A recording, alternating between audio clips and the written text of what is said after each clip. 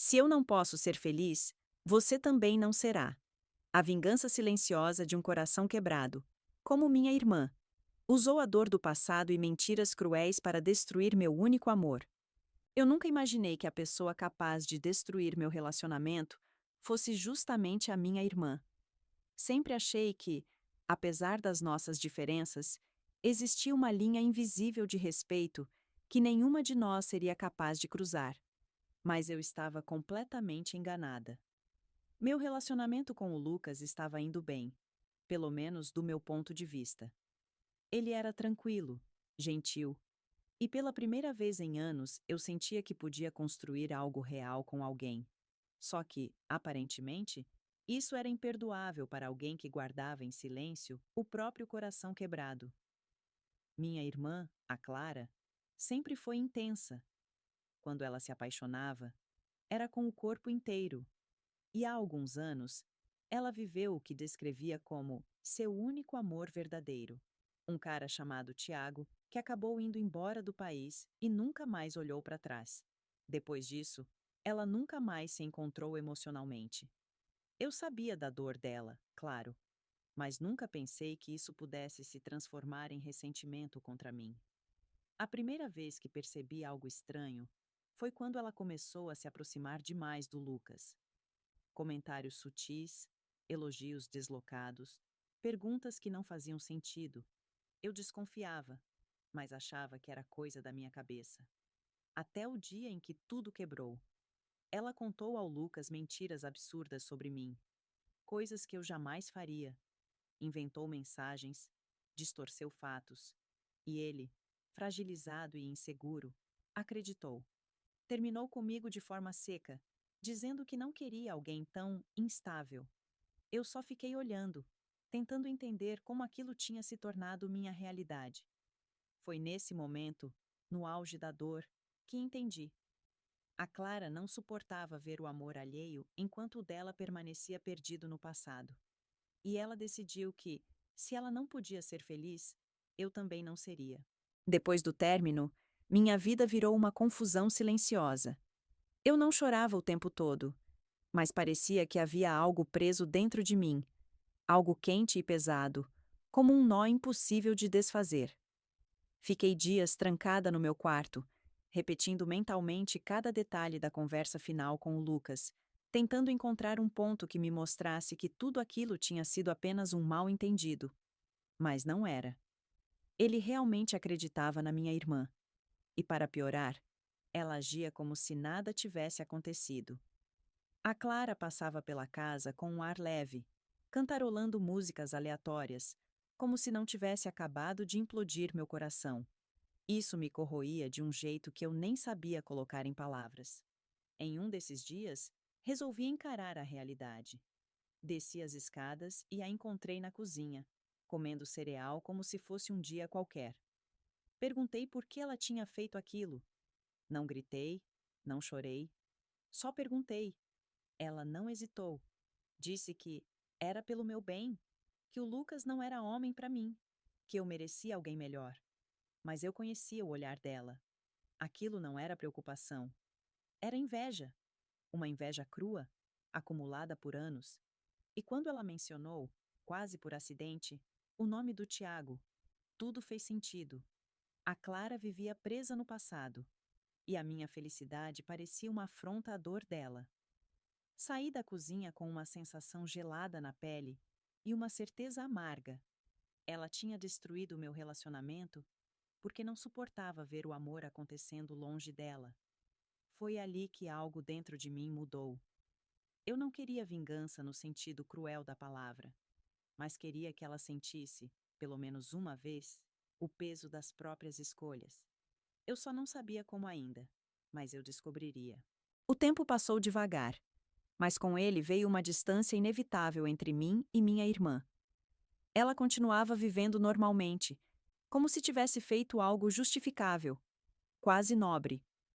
Eu, por outro lado, estava em ruínas silenciosas, recolhendo o que restou de mim. Até que, numa tarde inesperada, meu destino cruzou com o do Tiago Sim. O Tiago, o grande amor da vida dela. Ele havia voltado ao Brasil e estava trabalhando na mesma empresa onde eu tinha acabado de prestar consultoria. Quando ouvi alguém chamar por esse nome familiar, virei curiosa. E lá estava ele. O mesmo sorriso leve, o mesmo jeito descontraído. E, para minha surpresa, ele me reconheceu. Nós tínhamos nos visto algumas vezes no passado, quando ele ainda namorava a Clara. Ele veio falar comigo com a naturalidade de quem encontra uma velha amiga. Perguntou como estava minha família, como a Clara estava. Foi estranho sentir um calor no peito ao falar com ele. Algo que não tinha nada a ver com interesse romântico, mas com um sentimento inesperado de oportunidade. Não para machucar a Clara diretamente, mas para mostrar a ela o que significa lidar com o que não se pode controlar. Com o tempo, eu e o Tiago começamos a conversar mais. Primeiro sobre trabalho, depois sobre música, depois sobre a vida. E eu percebi que ele estava diferente, mais maduro, mais calmo. Não demorou para que ele mencionasse que nunca entendeu direito por que o relacionamento com minha irmã tinha acabado tão mal. Eu ouvi tudo com atenção, com um aperto leve no peito, porque eu sabia que havia uma história por trás da versão que a Clara contava. Uma história que ela sempre maquiou para parecer vítima. E foi ali, ouvindo o Tiago falar, que a ideia começou a se formar na minha mente. Não era vingança, era justiça emocional. Quanto mais eu conversava com o Tiago, mais entendia que ele carregava feridas parecidas com as minhas, embora vindas de direções diferentes. Ele contou que, na época em que estava com a Clara, ela era ciumenta e impulsiva, e que eles tinham crises por motivos que ele nunca compreendeu. Ela sempre dizia que tinha medo de perdê-lo, e isso acabava se tornando uma profecia autorrealizável.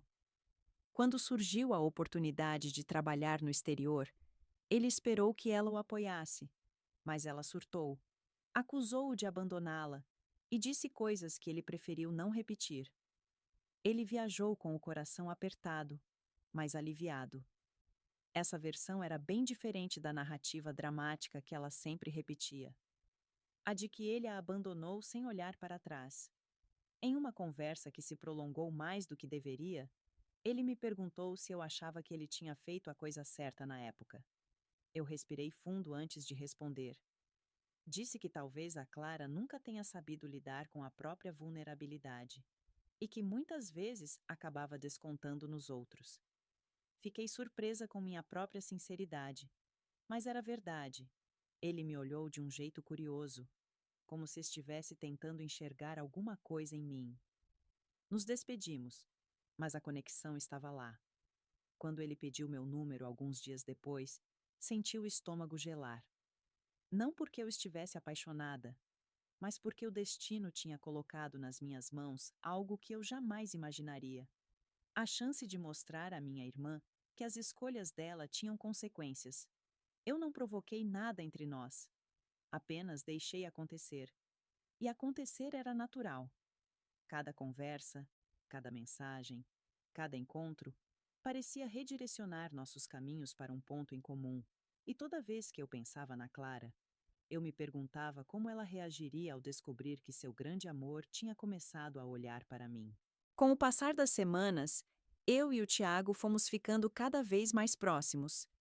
Não era algo forçado, e talvez isso tenha sido o que mais me assustou. A conexão entre nós crescia de forma espontânea, e por mais que eu tentasse me manter neutra, havia algo no olhar dele, na forma como ele me escutava, que despertava sentimentos que eu não queria admitir. Ele me convidou para tomar um café depois do trabalho, e eu aceitei sem pensar muito. Conversamos por horas, sobre absolutamente tudo. Ele me contou sobre amizades que perdeu, sobre sonhos que adiou, sobre como se arrependeu de ter deixado pontas soltas com a Clara. E eu, pela primeira vez desde que o Lucas foi embora da minha vida, me senti vista. No final da conversa, ele segurou minha mão por alguns segundos. Não disse nada, só ficou ali, como se aquele toque fosse mais importante do que palavras. Quando voltei para casa aquela noite, percebi que precisava tomar uma decisão. Eu podia me afastar antes que algo real acontecesse, ou podia deixar acontecer e enfrentar as consequências. As duas opções tinham seu peso, mas quando cheguei e vi a Clara no sofá, rindo de algo no celular, como se nunca tivesse destruído parte de mim, senti algo endurecer dentro do meu peito. Ela me olhou e perguntou casualmente onde eu estava. E pela primeira vez, eu respondi com sinceridade calculada: com o Tiago. A expressão dela congelou. Só por um segundo, mas foi suficiente para eu entender que ela tinha captado a mensagem. Ela tentou disfarçar com um sorriso irônico, mas eu vi o pânico nos olhos dela. Foi naquele instante que percebi. Ela não estava tão bem resolvida quanto fingia, e talvez, pela primeira vez na vida, ela ia ter que lidar com a sensação de perder algo que julgava ser seu. Depois daquela noite, a Clara começou a agir de um jeito estranho, como se quisesse parecer indiferente, mas estivesse sendo engolida pela própria ansiedade. Ela passou a fazer perguntas aleatórias sobre mim, sobre meus horários, sobre onde eu ia. Nada muito direto, mas o suficiente para revelar que o nome Tiago ainda mexia com ela. E, ironicamente, foi nesse período que o Tiago também se aproximou ainda mais. Ele me convidou para um evento, algo formal, e disse que gostaria que eu fosse sua acompanhante. Eu hesitei por alguns segundos, mas aceitei. No fundo, uma parte de mim queria que a Clara visse que ele estava me escolhendo. Não por provocação gratuita, mas porque talvez ela finalmente entendesse que, apesar de todo o caos que criou, ela não podia controlar os sentimentos dos outros. No dia do evento, eu me arrumei com calma. Enquanto estava no quarto, ouvi passos no corredor. A Clara entrou sem bater. Ela ficou na porta, olhando para mim como se estivesse vendo um fantasma. Perguntou com a voz trêmula se eu ia sair com o Tiago de novo. Eu confirmei. E ela simplesmente quebrou. Tentou dizer que eu estava me precipitando, que ele era apenas um cara do passado, que eu não sabia o que estava fazendo. Eu, com uma serenidade que eu mesma não esperava, respondi que ela também não soube o que fazer quando o teve nas mãos. O silêncio pairou pesado entre nós. Ela saiu do quarto com os olhos marejados, e eu senti uma mistura estranha de triunfo e culpa. Quando o Tiago chegou para me buscar, eu estava linda, mas com um peso no peito. A noite foi perfeita, mas o que ficou ecoando na minha mente foi a expressão devastada da minha irmã. Pela primeira vez, ela estava sentindo o que eu senti quando ela destruiu o meu relacionamento. Nos dias seguintes, o clima na casa ficou insuportável. A Clara evitava me olhar, e quando tentava puxar assunto, era sempre com aquela tensão contida, como se palavras pudessem explodir a qualquer momento.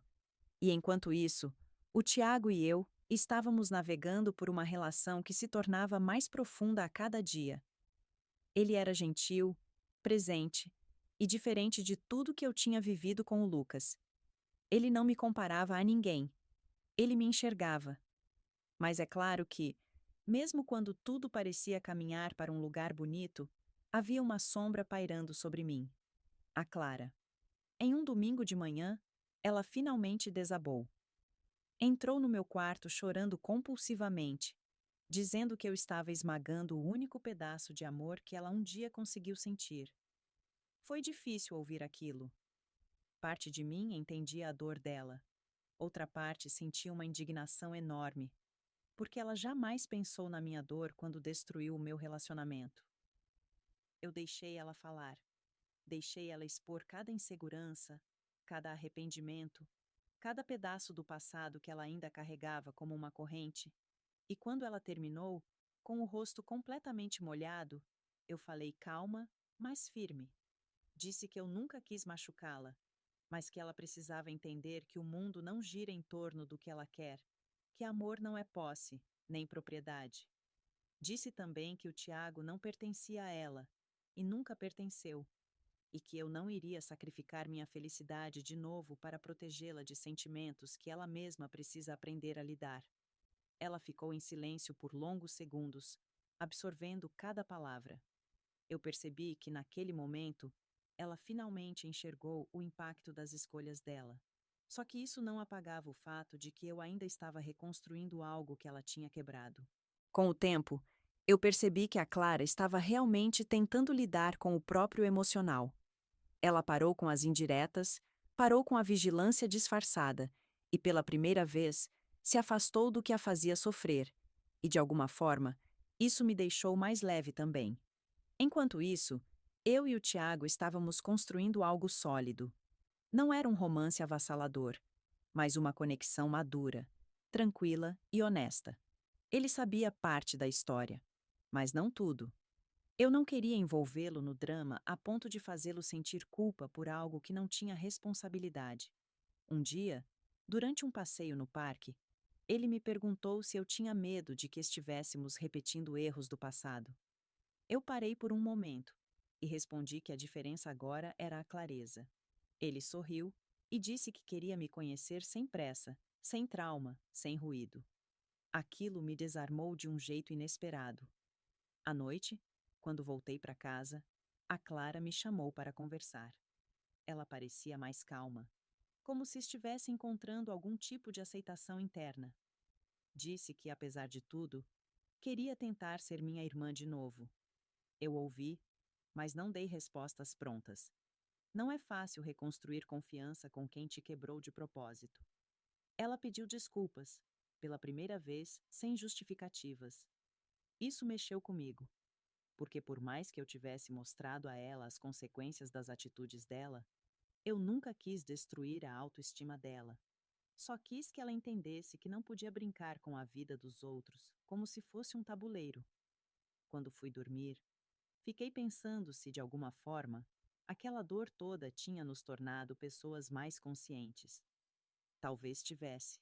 Mas ainda faltava um passo importante antes de qualquer reconciliação real acontecer. O passo que faltava veio algumas semanas depois, quando o Tiago me chamou para uma conversa séria. Ele disse que queria deixar tudo claro, principalmente porque a proximidade dele com a minha família tinha um histórico complicado. Ele perguntou se a Clara estava bem com tudo. Eu não queria mentir, então contei parte da verdade.